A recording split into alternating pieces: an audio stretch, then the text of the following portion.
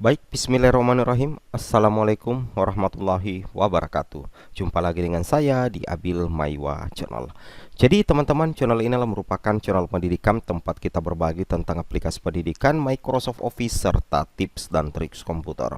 Jadi pada video kali ini Bapak Ibu ya, kembali lagi admin akan mencoba ya mengupdate informasi terbaru terkait P3K Guru di tahun 2022 Bapak Ibu ya, yang mana di sini tentunya Bapak Ibu tidak asing lagi dengan dua keterangan ini. Yang pertama, mohon maaf, formasi pada instansi sudah tidak tersedia, Anda tidak dapat melanjutkan pendaftaran ini.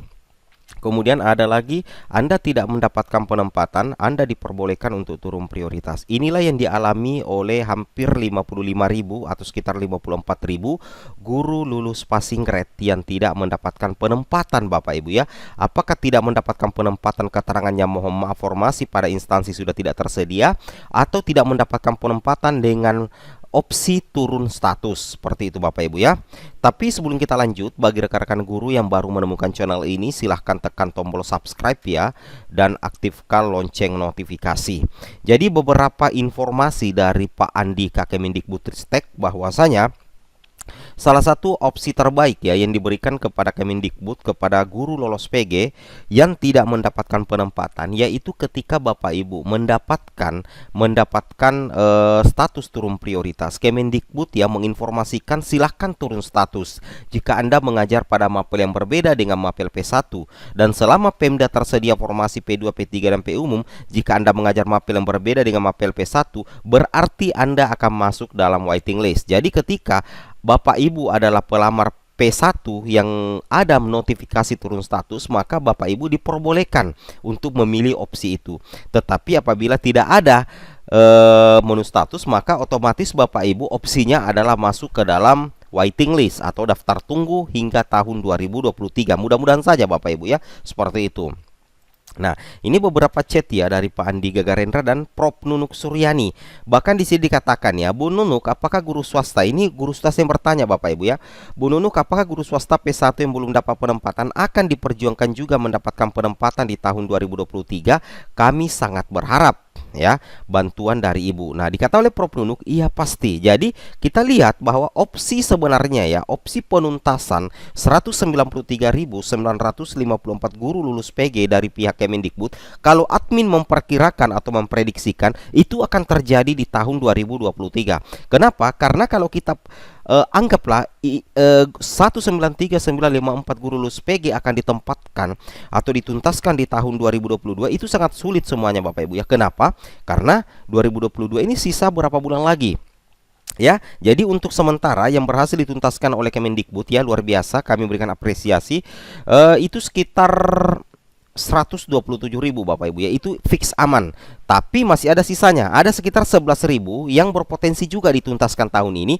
Tapi seperti itu tadi, Bapak Ibu pilih turun prioritas. Nah, mengenai ketakutan Bapak Ibu apabila memilih opsi turun prioritas, takut kehilangan data P1, itu sudah dijamin oleh Kemendikbud. Di sini di chatnya Bapak Garendra ya, Bapak Andika, saya takut klik Pak, takutnya P1 saya hilang Pak, diganti jadi P3. Dijawab oleh Bapak Andi Gagarendra, tidak. Nah, kemudian status P1 Bapak Ibu, nilai P1 Bapak Ibu itu akan bisa Bapak Ibu pergunakan lagi di tahun depan di seleksi P3K berikutnya. Wow, ini tentunya menjadi kabar gembira Bapak Ibu ya. Terkait dengan hal itu, opsi terbaik sebenarnya yang bisa diambil Kemendikbud adalah seperti sebagai berikut. Nah, di sini Bapak Ibu perlu perhatikan ya. Kemendikbudristek sudah memberikan opsi terbaik ya dalam memberikan kejelasan nasib ya untuk 54.000 pelamar P1 tanpa formasi. Nah, di sini kita bisa melihat bagannya Bapak Ibu ya. Kita lihat bagannya secara bersama-sama, bahwasanya yang aman ini adalah yang 127.186. Jadi nanti itu tersisa sekitar 41.892. Ini butuh koordinasi dari Pemda agar bisa diangkat di seleksi berikutnya. Sedangkan ada 11.349 formasi. Ini ada opsi yang bisa diisi oleh guru lulus PGP 1 apabila memilih turun ke P2 atau P3 atau P4 nantinya dengan menggunakan mapel berbeda dari kelulusan P1-nya. Jadi secara otomatis data P1 Bapak Ibu itu akan tetap aman di database pusat. Nah, untuk 13.527 penuntasannya ini menjadi PR Kemendikbudristek itu di tahun 2023 Bapak Ibu ya. Jadi ada sekitar 55.000 lah kita katakan. Nah, opsi kejelasan nasib ini yang pertama di sini dikatakan oleh Kemendikbudristek ya, memastikan kedudukan guru honorer di sekolah induk dalam seleksi P3K 2022 aman Bapak Ibu ya. Jadi posisinya aman ya untuk kedudukan guru honorer di sekolah induk. Jadi baik Bapak Ibu lolos PG atau tidak lolos PG atau diangkat belum diangkat, yang jelasnya kedudukan Bapak Ibu di sekolah induk Bapak Ibu itu sudah mendapat jaminan dari Kemendikbud, yaitu dalam posisi aman. Nah, kemudian di sini dikatakan menurut pelaksana tugas PLT Dirjen Guru Tenaga Kependidikan Ibu Prof Nunuk, tidak ada guru lulus PG atau prioritas 1 yang digeser oleh P2 maupun P3. P2 adalah guru honorer K2 yang masuk dalam database Kepegawaian Negara atau BKN. Jadi aman ya, aman.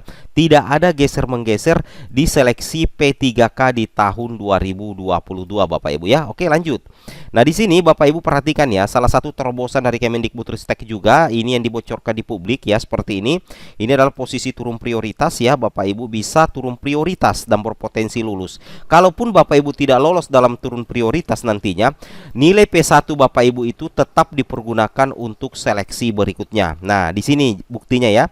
Ketika Bapak Ibu mengklik turun prioritas atau turun status, kemudian Bapak Ibu tidak lulus juga, di sini dikatakan dari Pak Andika ya, gak apa-apa turun, kan data P1 tetap direkam. Nah, tentunya seperti itu ya. Jadi aman ya bagi memilih opsi turun prioritas jika di akunnya ada menu tombol turun status. Di sini Prof Nunuk mencontohkan sekolah A memiliki 3 guru honorer.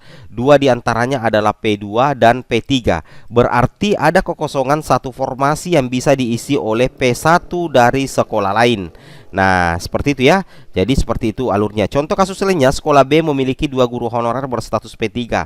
Yang dibutuhkan adalah mapel bahasa Indonesia dan guru kelas. Kebetulan kedua guru honorernya menduduki jabatan tersebut. Lantas ada guru P1 dari sekolah lain tidak mendapatkan formasi. Nah, Kemendikbudristek tidak akan menempatkan P1 ke sekolah B walaupun di situ tidak ada guru lulus PG, sebab 2 guru honorernya itu sudah merupakan guru yang linear ijazahnya dengan data tersebut. Jadi aman Bapak Ibu ya, tidak ada geser-menggeser di sekolah induk. Tentunya ini adalah salah satu terobosan perbaikan dari Kemendikbudristek untuk penuntasan guru lulus PG. Oke, kemudian di sini kita lanjutkan. Dari KSP sendiri, di sini sudah ada kejelasan sendiri ya, kejelasan terkait nasib 54.000 pelamar lulus PG. Yang pertama di sini dikatakan KSP akan mendorong kementerian terkait ya, dalam hal ini Kemendikbudristek dan Kemenpan RB untuk segera melakukan percepatan pengangkatan seluruh guru lulus PG dan tergantung juga dari arahan Presiden. Jadi untuk permasalahan guru lulus PG terutama ini yang 54.000 55.000 itu sudah sampai di istana Bapak Ibu ya, sudah masuk di kantor staf presiden. Jadi secara otomatis ini semakin menunjukkan eksistensi guru lolos passing grade yang akan mendapatkan perhatian dari negara. Seperti itu ya. Di sini dikatakan ya, KSP akan mengecek jumlah data guru lulus PG 2021, kemudian KSP akan mengecek Kemenkeu mengenai DAU yang sudah dianggarkan. Jadi KSP akan turun langsung Bapak Ibu ya, memeriksa di mana letak ya persoalan sehingga guru lulus PG tidak bisa diangkat seluruhnya di tahun ini. Kita cek dan akan ada penuntasan dari Kemendikbud di tahun depan. Oke. Nah, di sini dikatakan oleh Kemendikbud lagi, dari pihak Kemendikbud sendiri mengatakan bahwa untuk penuntasan prioritas 1 ada sekitar 54.000 yang tidak bisa ditempatkan. Tetapi dari 54.000 itu ada sekitar 13 ribuan dari P1 yang bisa diprioritaskan untuk ditempatkan. Catatannya ya, 13.000 ini atau 11.000 ini sebenarnya tuh memilih opsi turun prioritas. Sebenarnya bukan 13 ya, sekitar 11 turun prioritas ya. Ini yang 1357, ini kemungkinan tahun depan ya, kalau bisa ya, seperti itu. Amin. Kemudian kita lanjut lagi. Nah, di sini jelas ya dikatakan untuk P1 yang turun prioritas nilainya tersimpan di database pusat dan bisa digunakan untuk perekrutan P3K tahun selanjutnya. Jadi fix aman ya bagi pelamar prioritas yang turun prioritas ya. Jadi bagi rekan-rekan yang turun status aman ya, karena nantinya nilai P1 Bapak Ibu itu akan tersimpan di database pusat dan bisa dipergunakan untuk perekrutan P3K tahun selanjutnya. Kemudian di sini ASN P3K merupakan program Jokowi untuk pengembangan SDM dan masa pemerintahan Jokowi berakhir pada 2024. Untuk itu, program P3K ini akan berakhir pada 2023 dan tidak ada jaminan apakah setelah itu akan dilanjutkan atau tidak presiden berikutnya. Untuk itu, diimbau jangan ada guru lulus PG tidak melakukan pendaftaran di SSCSN. Jadi, seluruh guru lulus PG ataupun guru honorer silakan mendaftar di SSCSN agar data Bapak Ibu itu tersave di SSCSN. Seperti itu Bapak Ibu ya. Nah, jadi di sini yang pamungkasnya bahwasanya kejelasan nasib ya 54.000 pelamar P1 dari opsi terbaik Kemendikbudristek. Ini dari versinya Kemendikbud bahwa setelah bertemu dengan beberapa pengurus forum GLPG P3K baru-baru ini 2 hari yang lalu, di sini dikatakan untuk P1 yang belum bisa ditempatkan akan dituntaskan pada perekrutan P3K selanjutnya di tahun 2023. Jadi ini sebentar lagi 2023 Bapak Ibu. Jadi kita tunggu saja tanpa tes Bapak Ibu ya dengan menggunakan nilai sebagai P1 di tahun 2021. Amin ya. Jadi sisa 193.000 ini 54.000 ini mudah-mudahan bisa selesai di tahun 2023. Seperti ini ya untuk sementara kejelasan nasib 54.000 pelamar P1 tanpa formasi.